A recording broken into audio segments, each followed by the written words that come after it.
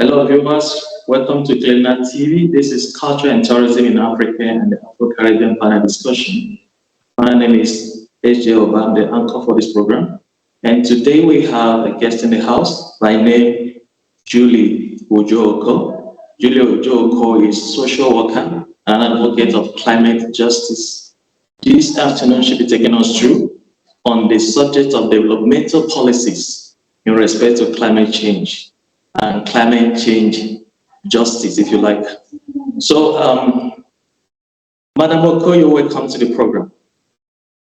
Thank you very much, Professor. So, I'm happy to be at Cleveland TV, and it's my pleasure to be here this afternoon. My name is Julie Ooja Okoh. I am from Nigeria, Benue State to be precise, and I'm an advocate for climate justice and social works on gender and child rights. And it's my pleasure to be here. And also, I do events. I'm an event planner, master of ceremony too. That is part of my site also. Thank you. It's Cleveland, and today we're looking at culture and tourism in Africa and the Afro-Caribbean. It's a panel discussion, interview if you like, and we have our special guest, Madam Okoh, on the spotlight to take us through this part on developmental policies, on climate change, or climate justice, if you like. Okay, before we proceed, I would like to take this opportunity to endeavor to ask our viewers out there to take out the time to subscribe to Cleveland TV so that they'll be able to have the opportunity to view us live. Okay, moving forward, madam, when you talk about climate change, people get confused. Many people don't have interest on this subject. Many people really have kind of a vague idea on anything that has to do with climate change. People think it's not real.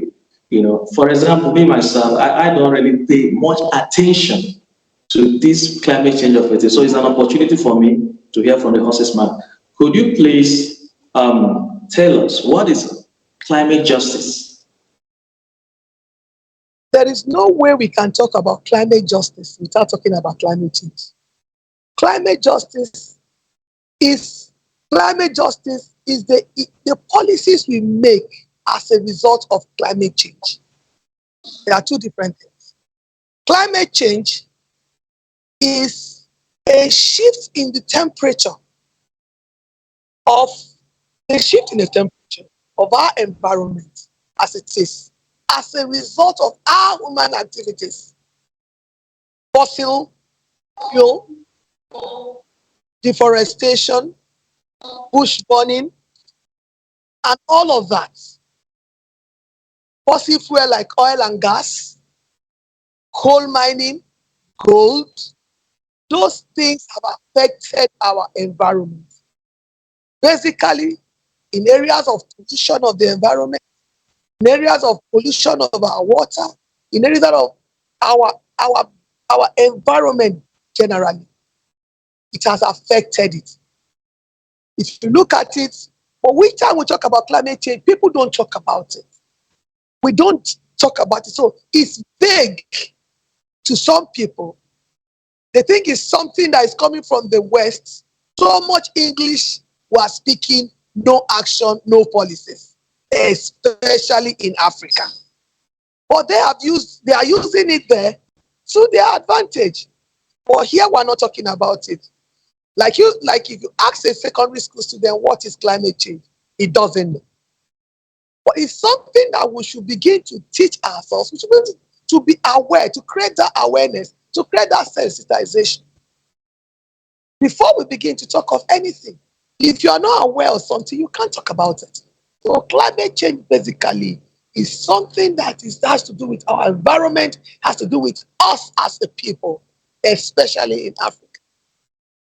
Before I talk about climate justice, you will now know that the insecurity in Africa is as a result of the shift in our temperature.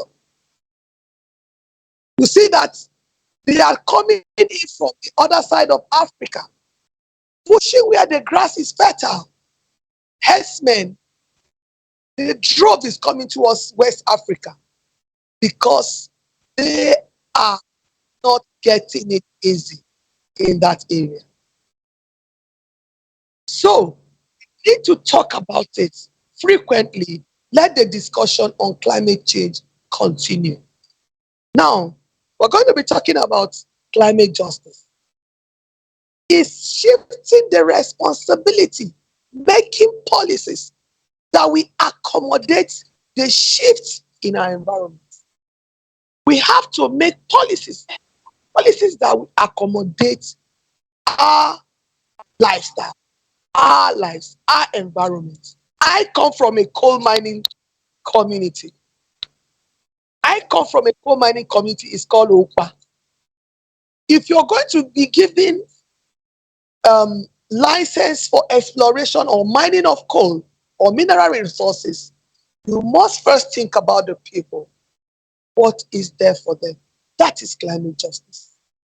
What are they going to achieve from the activity of fossil fuel in their communities? That is climate justice.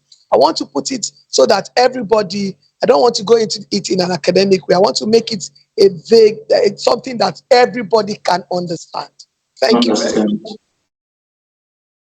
Now, as a layman in terms of climate change, I want to ask you this question because this issue of climate change, the environmental hazards, the modus operandi of companies that comes into our country to mine and to dig our gold and all of that, don't you think that if an ordinary man, as of now, in our society, does not pay too much attention to these climate change hazards, don't you think that even in our government, the state actors, don't you think that they have the same or the similar attitude towards this whole issue? Because if they really consider the damage, the hazards, the environmental hazards, these things will cause us as citizens, I believe they will take proactive steps to make sure that the communities where these things are taking place, for example, mining of gold and other minerals, the communities always suffer. They suffer the adverse effects of that mining. They lost their farmlands. They kill fishes, like where they're mining, where they're drilling oil, fishes die. They won't be able to plant their whatever crops for a very long time. Don't you think that there should be a way to create an outreach to our state actors so that they can do something drastic? Because when you talk to an ordinary man on the street about the policy, he might not understand these things because he is not in position to actually implement those policies. But there are people who are in position to implement these policies. So I think that in as much as we are getting educated on climate change, we need to do more by non-state actors, people like you, taking the outreach, the message to various relevant state quarters to make sure that issue that surrounds climate change and its policies are implemented. And also integrate the same process back into the community so that people become aware. Just like you're saying now, it has to start from the government down to the people. Is there any process like that? Yes, Prof. First, there are organizations, the African Coal Network, there are organizations that are working round the clock, they are working tireless. My partners, GSEF, they work to create awareness,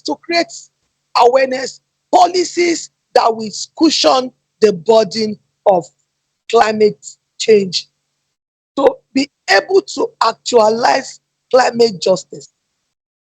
Like I said, I come from a community. The people are not aware. For them, whatever is found on their land is a blessing. If you find gold in your land, it's a blessing. But what comes after the blessing? Is it a blessing, a doom, or what? You are not aware. All you know is you're getting something from God's formation on your land or on your soil, right? Now, they need to know.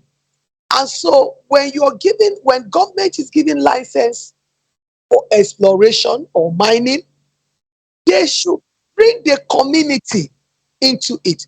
And that's why we have the corporate community responsibility, environmental impact assessment. After now, what next? These things that needs to be done first. Most times they are done, but in a shady way, because it will cost the companies more if they put all of their energy.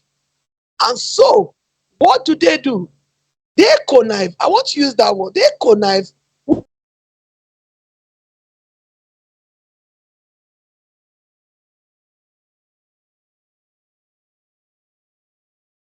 I think we lost her. Let's go for a break. When we return, we'll continue the discussion. It's still Cleaner TV in diaspora, and we have culture and tourism in Africa and in the Afro Caribbean. So when we return, we'll continue this discussion. So we're in break.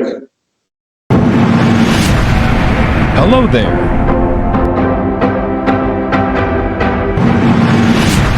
Looking for an African movie? Search no further. Cleveland African Movies TV is here for you. We are dedicated to the acceleration of African films, TV series, documentaries, and lots more. Explore our movies at home or on the go. Cleveland Movies is free to watch on cleveland.com. Don't miss this opportunity. Hurry now. Sign up and subscribe today.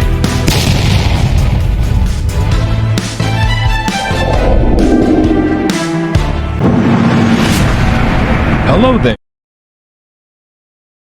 Hello viewers, welcome to Cleveland TV in diaspora. It's culture and tourism in Africa and the Afro-Caribbean panel discussion. My name is H.J. Oba, I'm the anchor to this program. Today we have a very special guest in our midst. Her name is Okoh. She is a social worker and an advocate of climate justice. She'll be taking us through on developmental policies and all the nitty-gritties that has to do with climate change and policies. So you're welcome back, madam. Thank you. Back. Oh, thank you very Yes. much. Yes, like Yes. I was saying. Yes, like I was saying, if we have to, policies first, governments or agencies must think first about the people. Like I said, sometimes these formations rather becomes a doom more than a blessing. You discover that the soil is dead. Like my community where I come from, the palm fruits are not working, they are not producing, cashew trees are not producing, no economic tree is producing in my community. What is a need for them? What can they get? And so the company, when giving license, first, policies must be in place to ensure that the people are first comfortable. That is what we're not doing as Africans. First, what can they get? Do you relocate them from where they are? Those are policies. Do you give them hospitals in case they go become sick? That's justice. Do you give them water in case their water is polluted? That's justice. And then you are comfortable doing your business and the people are comfortable being alive. But here, we don't have such policies. You just know somebody that knows somebody that knows somebody at the top, and then you get license and you take your machines to the fields. That is that. That is what is happening to most of our African communities, not just Nigeria.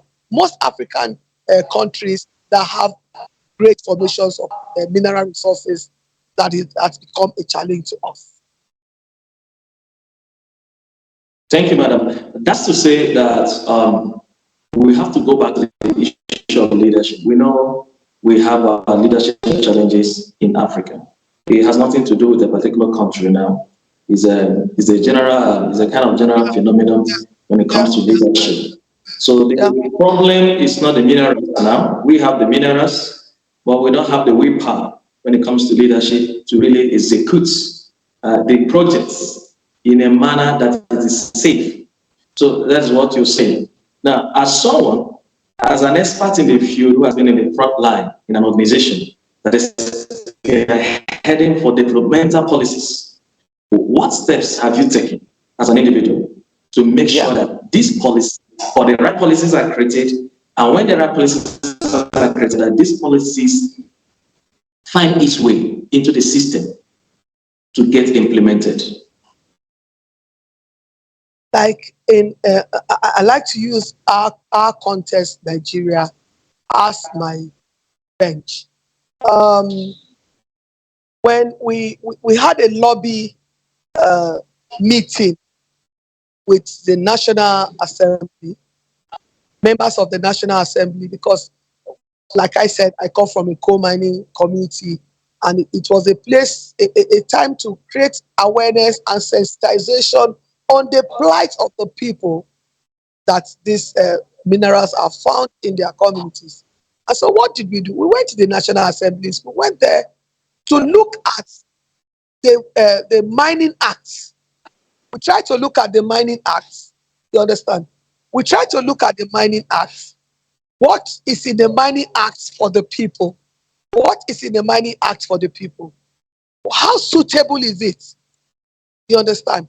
The Mining Act, Nigeria Mining Act of 2007, it has a lot of things are missing out. A lot of things are missing out of the Mining Act.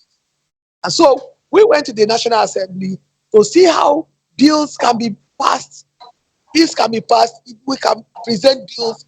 The members from each of these areas, constituencies can pass bills, can put up bills to help cushion the burden of these climate issues on their environment. We did that in 2022. Yeah, 2022. Was it 2022 or 2021? And we did that again. We went to the National Assembly and we brought it down with our partners, GSEF. We brought it down to the state constituencies, so that they too can know the plight of their people. A lot of them don't know that certain things are going on even within their federal constituencies. A lot of them don't know. And so they try as much as possible. We are trying as much as possible to say enough of the English. We have spoken enough grammar on these issues. Now is time for action. Let's take action. What is the action? That is where climate justice comes in. And in a situation of communities that have issues like this, the women and children, the youth, they are the most vulnerable. They are the one, like there are areas where you have that issues of fertility, issues of blindness, issues of terminal diseases are as a result of some of the activities of mining and explorations in our communities. And so we need to keep pushing for policies for government to first do an environmental assessment, and then community, corporate and community relations, the two must work together before the activities of exploration or mining can take place. That way, everybody is at peace. you're making your money, because we can never say don't mind. If it's possible for you to say don't mind, it would have been easy. But you can't tell a community, they think it's a blessing, and you that tells them to stop mining is like you are a troublemaker. So let them be in the picture of what is happening. That way, everybody is at peace. I think if we have policies by governments, don't just do an act and don't work on the act. We have a mining act, but we're not working on the act. So it's not working. There are no policies that is helping. And that's why you have agitations here and there, shutting down of mines, shutting down of it's a whole lot. It's a whole lot.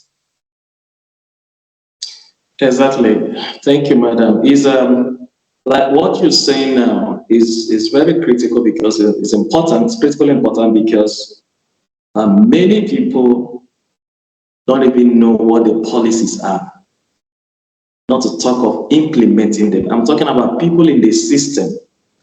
They don't even have the time to consider what the policies are, how much more implementing these policies. So the policies are there, but it seems to be hidden.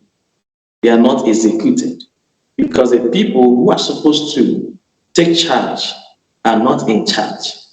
That's a fact. So it's either they are being carried away with other distractions of governance, that they are not paying the necessary attention to the policies that will safeguard the mining process, that will help the communities where these resources are being mined. So, which is a big problem. There's a question I would like you to give me a good feedback on, which is still on this climate change. And I've heard people talk about climate change. They say this climate change of the thing is a scam that is being overflowed. There is no proof that this thing is hazardous and all of that and all of that. So now, as an expert in the field and someone in the in the front line, and an organization that is pursuing execution of policies in respect to climate change, that is to say, seeking justice for the communities who are involved. What do you have to say with this notion that this climate change of a thing is overflowed, is not real, is a scam because it came from Europe and America and all of that? They want to scam us. They want, I've heard a lot about this. This is where education comes in. What do you think you have to say to such people? Before I joined,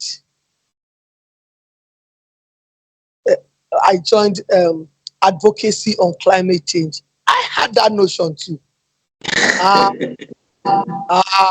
no, it's the West. It's the West. No, it's not the West. It's hitting even in the West. The West are suffering it. But what we are saying is, the Paris Agreement, we just got back from a COP 27. There's another one coming up in Qatar. There was one before. And then we're going there. We're saying so many things, but we're not taking action as Africans, because we are still living in denial of climate change. Living in now, it's a scam. It's not a scam. It's not a scam in the sense that I still tell you that I come from a community. The day I went to my community and they fetched water for me from the stream, is not drinkable. The water from the stream, because exploration is going on in my community. They can't drink their water. It's salty. Is black. Look at Port Harcourt. The suit there. It's a result of climate manufacturing and fossil oil activities. It's climate change. It's affecting the environment. Bush burning. You need to fertilize the soil. Before now, I know that my father is a farmer. We didn't used to care about fertilizer. But now, if you don't fertilize the soil, because we have taken enough time, we have taken all of our energies in burning deforestation. It's bad. It's affecting us. It's affecting our health. It's affecting everything humanity has been caused. Look at, if you say a climate change is a scam, look at the drought in the Sahara area. That's climate change. That's climate change. That's climate change. But maybe Africa wants us to use another name so that yes. But I think Yes, that we need to work sensitizing our people. Like you said, Prof, it's not something you really had keen interest on. But because of this program today, you know that you need to begin to look at that area more. exactly. And as to be sincerely speaking, when you hear about this climate change on TV, they talk about climate change, they quote figures you don't understand and all of that. Because you're not in the field, you pay less attention to it. By the way, where you're living, you are not seeing any sign of climate change. You wake up and see the sun in the night, the sun goes away. So you have, except there is something that will prompt to you having that feeling to say, oh, this is real. And all of that with experience, people comes to believe that, oh, this thing is real. The climate change is real. This mining, especially illegal mining, has serious impact in the communities. So that's why people now look at it. One other thing I want to look at this afternoon is this. Looking at what we are saying this afternoon, it goes back to leadership, goes back to vision for leadership, it goes back to policies and execution of policies. Now, what other role do you think our leaders should play to put things in place? The issue is no longer policy, but what then should we expect from our leaders in this regard? When you are not aware of something, there's nothing you can do about it. So the onus is on us to keep educating our leaders the importance of climate change, the importance of climate justice, and the importance of climate action. Maybe that of climate action will come in another program, but the importance of climate action. We've gone to all of the meetings in the world. We need to come and begin to sit down and do policies that will touch the lives of the people. Policies of the life of our people. What can we do? What can we do outside of the policies on paper but no answer? It's very important. So the leaders need to look at it. Until we begin to look at policies with actions, we cannot move ahead as a nation or as a continent. We need to move with action. I tell my partners, each time I have meetings with my partners, I tell them, I will not go back to those women to educate them. I will not go back to the youth to educate them. I want action. Tell them to give me something to give them to cushion their plight. I need them to do something. I need them to do business. I need them to farm. If you give them farm implements, enough farm implements that can take their eyes off the activities of miners, it will help all of us. You cannot be mining a community where there's no hospital. So government, our leaders must see that anywhere in Africa, in Nigeria particularly, whatever you are doing, consider the people first. If you are not taking the people along, you are not leading, it's not effective leadership, and you cannot get good followership. And governance, your idea of governance is vague to the people. And so every 4 years, you come with stipend for the people, but there are no policies to cushion their plight. We are not moving. We need to walk ahead. Yes, it's like a drove. It's coming from the West. It's coming from America. It's coming from France. But it's approaching us. We're getting there. We're already there. We're not getting water. The water bed, we're not getting water. We're not getting anything. So the people need to be carried along. It's not all about the money the big conglomerates make. If they make this money and the people are not affected, namely in zero governance. So the area we're looking at this afternoon is how we can carry the people along with policies. It's an issue of leadership. It's an issue of leadership. It's the way you see the people. That is the way you relate with them. And if we don't get it right now, we might not get it. And it's going to be a continuous thing. Thank you, madam. It's been policies, developmental policies in respect to climate change, and also that of justice, to bring justice to the community and the people who are involved. Okay, that is that. We heard you've spoken expressly on the need to create viable policies that will incorporate the people, the indigenous people, into the program, into the execution program, so that after mining, the adverse effect of that mining will not become a problem to the people. They will not suffer blindness, like you said, and what is it called? Barrenness. Exactly. And other issues that are involved in this menace. Okay, we'll have to go for a break. It's still culture and tourism in Africa and the Afro-Caribbean panel discussion on Cleveland TV. My name is Ooja. I'm your anchor for the program. And we have our guest today, Madam Julia Okoh. She's the one taking us through. She's a social worker and an advocate of climate justice. So when we return, we're going to take this discussion further. So stay tuned.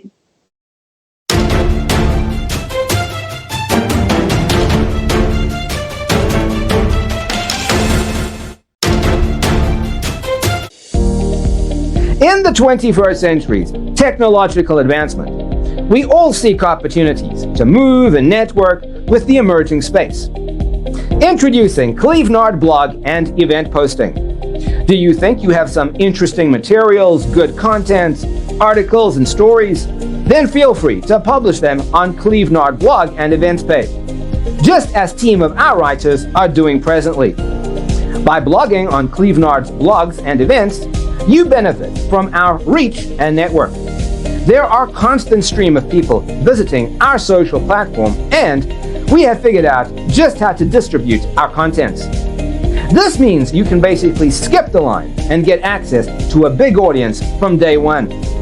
Furthermore, we can help you get in touch with important people for projects with possibilities of translating your content into other languages and republishing them on Clevenard. This helps preserve and protect your content from getting lost. What's more, you also get to be part of our team with access to our network and lots of exclusives, behind-the-scenes information. And of course, you get full credit for everything you do, which brings you popularity and make extra income. Sign up now on clevenard.com and start blogging to your advantage. Please see the tutorial video on how to blog or post events on Clevenard blogs and events. For more information, contact info@clevenard.com +34 631 279811. Website www.clevenard.com. Clevenard, your blogs, your identity. Hello viewers, you're welcome back. It's Cleveland TV in Diaspora, and it's on culture and tourism in Africa and the Afro-Caribbean panel discussion. My name is Ooja. I'm your anchor for this program. We'll have a special guest today by name Julia Okoh. She is a social worker and advocate of climate justice. She'll be taking us through on some of the present issues surrounding climate change and developmental policies in view of this subject. Okay, madam, well, welcome back. So far from what you've discussed, what you've been able to unveil in our discussion this afternoon, you've made mention of policies, We made mention of the implications of not implementing these policies. We also talked about the adverse effects of not implementing the policies, which leads to sudden death, that's untimely deaths of indigenous people in those areas, and plaguing them with all manner of sickness and disease and all of that. So now, the whole thing boils down to leadership. We need quality leadership. So the problem is not the minerals, the problem is not the policies. The policies are there, the minerals are there, the people are there. Now, the problem is leadership deficits. Now, for example, let's take Nigeria as a reference. Nigeria is about to go into their presidential election next month. In your view, what do you expect of Nigerians? What do you expect them to do, having seen all these menaces happening in our society? Because they are the people being affected. What do you think would be the reaction of Nigerians at the poll come February 2023? Prof, you see, before we go into that election, I want to clear us that leadership, we need leaders that will go back. A lot of things have gone wrong from 1999 to date. You see, before now, the insecurity in Nigeria was not as bad as it is now. Why? Because leadership was started from the grassroots. We left leadership, we left governance from the grassroots, and we took it to the states and to the federal. The third tier, where we have the people, I don't want to call them the middle class or the lower class, but where the people that are grossly affected, the third tier of government, which is at the local government, at the grassroots level, they are left out. Until we get an autonomy for local government, where people have activities, where we'll stop to look at us driving to the city, where we move from the city to the capitals.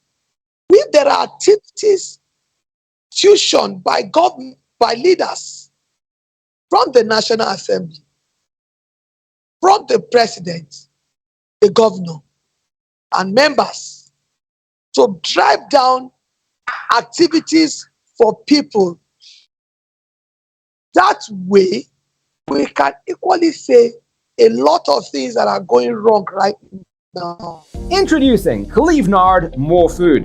Clevenard More Food is an African-based startup and fastest growing food delivery player in Africa.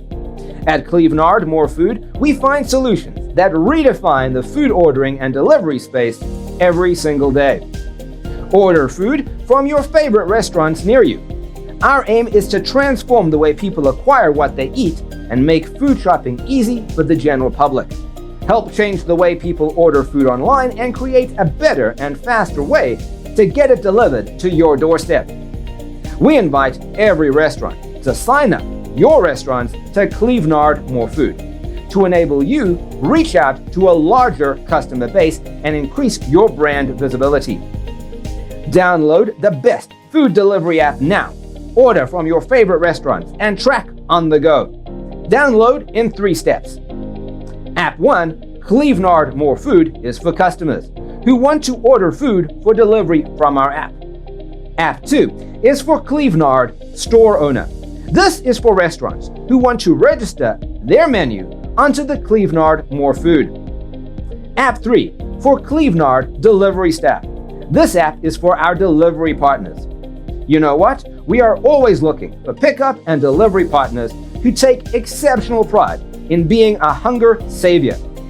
We find solutions that redefine the food ordering and delivery space every single day. Sign up now, buy, and we deliver to your doorstep promptly. Clevenard, more food, more sales, less stress. Contact telephone +34 631 279811. info@clevenard.com or clevenard2011@gmail.com. www.clevenard.net or www.clevenard.com. Tourism in Africa and the Afro-Caribbean panel discussion on Cleveland TV. I'm your anchor to this program. My name is Ooja. Today we have a special guest, and her name is Okoh. She is a social worker and advocate of climate justice. She's been taking us through on issues surrounding climate justice. Okay, welcome back, madam. We're talking about the issue of leadership, what you expect from Nigerians, considering the fact that they are feeling the heat of lack of leadership come general election 2023. The problem we have in Nigeria is willpower. Willpower by the people at the helm of the willpower to do. Maybe because we're used to a pattern. And so even if the facilities are there, we don't want to use it. I don't know if you get me. Now, I want to use the case of insecurity in Nigeria. Despite, I was telling somebody, I said, look, there's no way insecurity can play and have a play if our community leaders are not aware. I don't know if our leaders are aware.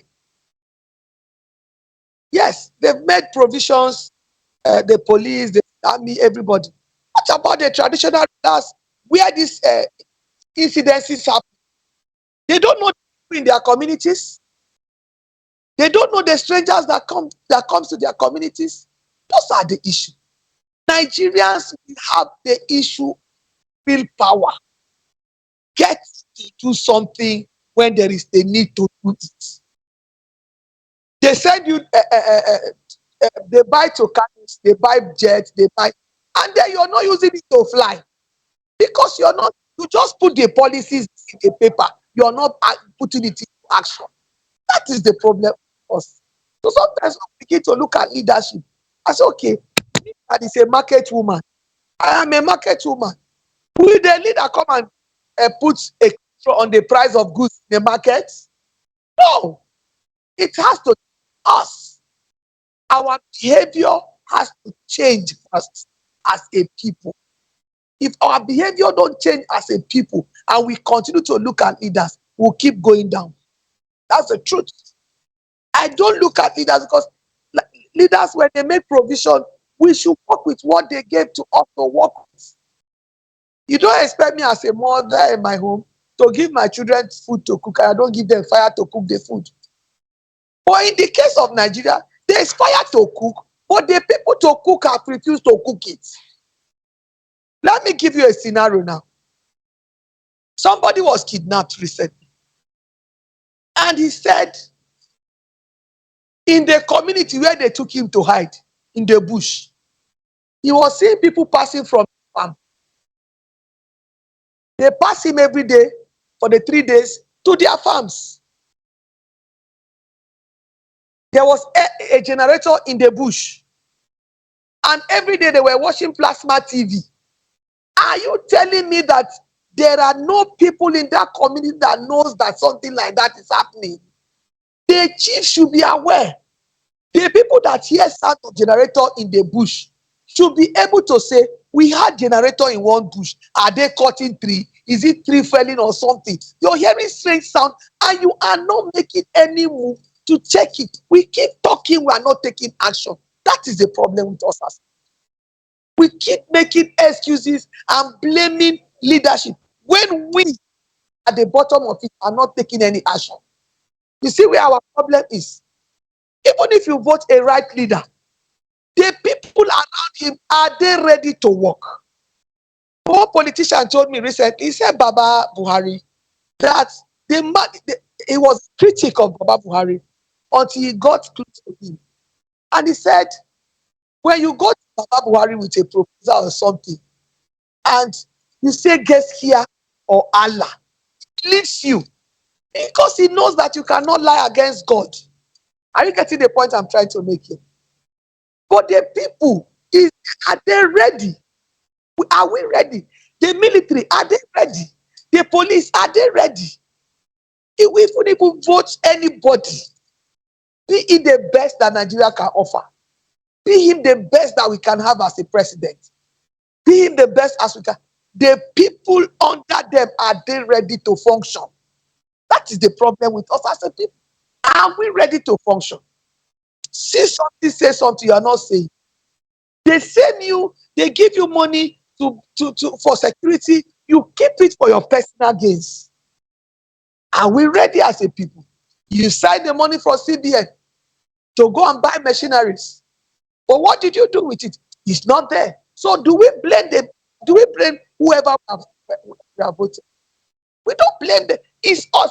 Our behavior as a people must first change. We as a people must first change. If we don't change, no matter who you bring as a leader or as president or governor or member of House Assembly or senator, we still remain where we are. Send somebody to go and repair road. He will go and a contractor will give you standard work. And nobody says anything about it. You just look at it because something was given to somebody, and then we are silent and we say government. We will continue to say government is not functioning until our behavioral attitude change as a people. The issue of leadership when it comes to our society is a very serious one. But at this point, I can see that most Nigerians have woken up to say they want to take the country back. And many are still asking what that means. You want to take the country back, meaning the country has not been in the position of the people, meaning the people have not been carried along all this while. Now we're in democracy, people are crying, they want to see, they want to reap the dividends of democracy. The youth have reason to say we need this country back. Now, in your own view, from what you've said so far, what is the character of your ideal president? Because we need a president that will choose a team, a responsible team that can manage the resources that we have. Because the problem is not resources, but the problem is lack of management of these resources, including lack of management of human capacity in the country. So, in your own view, what kind of president do you think Nigeria should elect come February 2023? If you ask me, the kind of president Nigeria needs now is like 19. I've been on the platform of politics and political activities, and it might not interest a lot of persons. Yes, like I tell people, the only place the APC government of Nigeria failed is in the area of insecurity. Infrastructural development, we are on course. They are on course. Why? Because, let me give you a scenario. From my town, to get from my town to Abuja, before APC government came in 2015, would take me 9 hours because there's no road. But in 20 years, the PDP government claimed they had fixed the Oweto Abuja road, the local Oweto road. Time still delivered to the people. Are you getting the point I'm making? Until 2015, the road was just completed. It was revisited. And now it takes me, if you're coming to Nigeria, it takes you 3 hours to get to Okoh, and then you hit the Enugu roundabout, and you are in Enugu or whatever your state is in no time. The area of infrastructure, the APC government tried. If we are going to get a new president, a president that will work on insecurity in our country, is the one I am looking forward to. Because there are so many industries that are folded up. I am seeing them, they are returning back. Nigeria is into assemblage of vehicles, something that has deluded us a long time. I don't know if I'm making any sense, but right now we have people returning back because the environment is becoming conducive for business. So I am looking for a president that can come and consolidate on what we already have, that we can achieve a Nigeria of our dreams, that I will not have to jump from this country to another country, but remain here and do my own peace. We all need to put our hands on deck. It's not about president. It's not about the governor. It's about you and I. What can we give back? What is our contribution? Like I am doing my own. I tell you, in my community, I said I come from a coal mining community. There's no school, there's no hospital, there's no water. I stood with the women of my community and we shut down the mines. It's on record. We sent the miners away. If you will not give us school, you will not give us hospital, you will not give us road, you will not give us bridge, you will not give us amenities as a company taking 1 billion every month out of our community, then pack your load and go. We stood the rain for 2 weeks. We sat outside for 2 weeks. The old women from my community, and last, the miners left. So we all need to contribute in nation building. It's not about leadership. Everybody needs to bid on contribute in nation building. Look at our traditional rulers. You know the people in your community that are bad. Fish them out. A lot of social works that we're doing, we tell people. In some communities, we tell them, if you know the bad eggs in the community, teach them how they don't live. We send their friends away. It's a collective thing. Until we do it collectively, the person at Afro or government house can never achieve results. That is what I want. Somebody that we consolidate on what we already have. Social investment. By the time people are engaged, crime will reduce. Yes, there are bad people amongst us. But if people are engaged in lucrative something to do, like when COVID-19 whatever was given, so many people got money, they got funds, and a lot of point of service business areas came up. People got small money to do small business, and life is cushioned. The people need to change their behavior. We need to do something that way. Yes. That's it. The people need to rise to the occasion to be able to have the kind of leadership that they want. Yeah. Leadership that will provide good governance to the people. Exactly. Social welfare and healthcare, good healthcare system, exactly. Security, and what have you. Because at this point, as we speak, Nigeria is swallowing in a maze of insecurity, and nothing much is done to address these kind of issues. And other issues, socio-economic issues that are going on in the country, there is high inflation, the money has dropped, has lost so much value against foreign hard currencies. These are some of the problems, and they are major problems Nigerians are facing at the moment.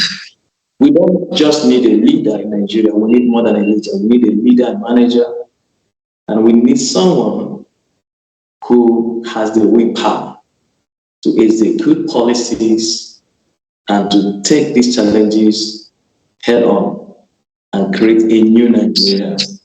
People are tired of promises. People are looking forward to governance. So come February 2023, we believe that Nigerians are going to the pool to take the right decision, a decision that will change the course of the country. On a final note, before we go this afternoon, in just 60 seconds, or less than 60 seconds, what will be your advice to an ordinary Nigerian moving forward? My advice to an ordinary Nigerian is one word: moral change. We must change our attitude. We must change the way we think. We must change the way we relate.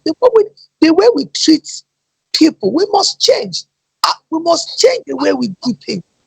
Our behavior must change until we don't say it's none of my business. Everything is your business.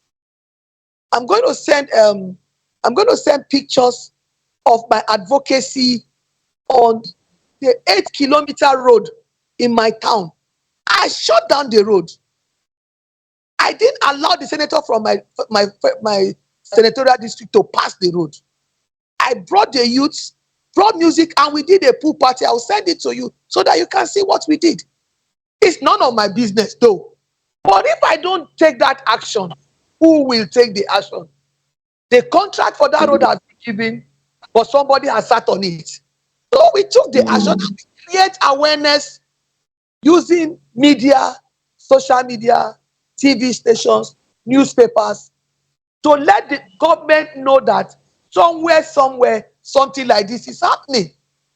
That is the thing.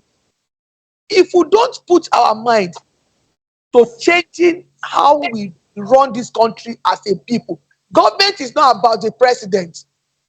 Governance is about you and I, the people that are supposed to be there. They are the same people that are going to be voting as from February 25th. So if you're saying it's none of your business, it means at the end of the day, your vote is lost. If you see a leader that is not doing well, you must rise up as an opinion leader, as a pressure group, to say this is not it. I have an organization, I call it Idoma Arise. I want to checkmate every project that is in the budget of my senatorial district. Let me know where the money is going. I'll follow it. That is the way to. But each time we sit down and we wait till every 4 years. If in every part of Nigeria we have people that are checkmating these leaders, they will now know that it is not about them, but about us. And they will behave. Thank you very much. Thank you so much. You heard it. We heard it from an expert. And she's an advocate, a social worker. So an advocate of climate justice. It's been on developmental policies in view of climate change. And she has taken us around on some issues that are pressing, not just in Nigeria, but in the world at large. That's the issue of climate change, the issue of policies, implementation of policies, the issue of leadership, having sensitive leaders in key positions who will be able to demonstrate their willpower over the policies that are there and execute them. Leadership that carry people along into their policies and do all it takes to make sure that these policies are being implemented. And also we touched the issue of election, and we had her counsel. Nigerians should become sensitive, they should become aware of the environment, aware of who they are, and they should play their roles in order to have the kind of leadership they are looking up to. And this is how much we can take today. I remain your anchor to this program. My name is Ooja, and we have Madam Julie Okoh, who is a social worker and advocate of climate change. Madam, it's a pleasure. We are grateful to have you. And we're looking forward to have you again in the future. Very much. Thank you very much. Thank you so much. Yeah. You're welcome. And to our viewers out there, it's been wonderful. It's a pleasure having you. Thank you for your time and keep tuned to Cleveland TV in Diaspora. We'll come back to you shortly with live, inspiring, changing program. From this end, is goodbye.